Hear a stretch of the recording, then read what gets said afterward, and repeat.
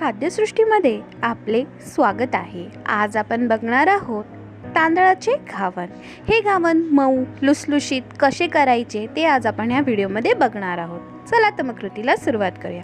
इथे मी 2 कप इतके तांदूळ घेतले आहेत। हे आपले इडलीचे तांदूळ आहेत। त्यांना मी व्यवस्थित स्वच्छ धुवून त्यांना पाण्यात भिजत ठेवलं आहे। हे तांदूळ आपल्याला साधारण रात्रभर पाण्यात भिजत ठेवायचे आहेत।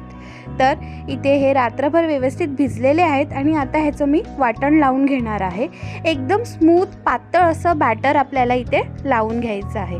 तर इथे मी हे बॅटर सुद्धा लावून घेतलं आहे आणि आपल्याला ह्या बॅटरची कन्सिस्टन्सी अगदी पातळच हवी आहे। तर तुम्ही ह्याच्यात आपल्याला जेवढं तांदूळ असतील त्या हिशोबाने पाणी घालायचं आहे। त्यानंतर ह्याच्यात चवीनुसार मीठ घालायचं आहे आणि तुम्ही ह्या बॅटरची कन्सिस्टन्सी ही बघू शकता।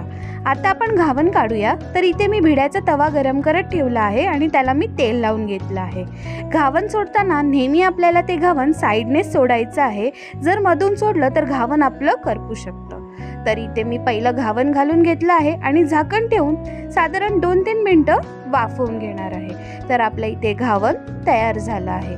तुम्ही बघू शकता किती मऊ लुसलुशीत झालंय आणि व्यवस्थित सुटसुटीतही झालेला आहे। अशाच प्रकारे मी बाकीचे घावन सुद्धा काढून घेणार आहे।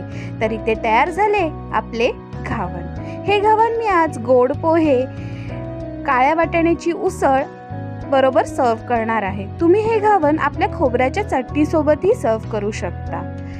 काळ्या वाटाण्याच्या उसळीचा व्हिडिओ आधीच चॅनलवर अपलोडेड आहे। त्याची लिंक मी डिस्क्रिप्शन बॉक्समध्ये देत आहे। खाद्यसृष्टी बघत राहा, लाईक, शेअर आणि सबस्क्राईब करायला विसरू नका। पुन्हा भेटूया अशाच एक वेगळ्या रेसिपीसोबत।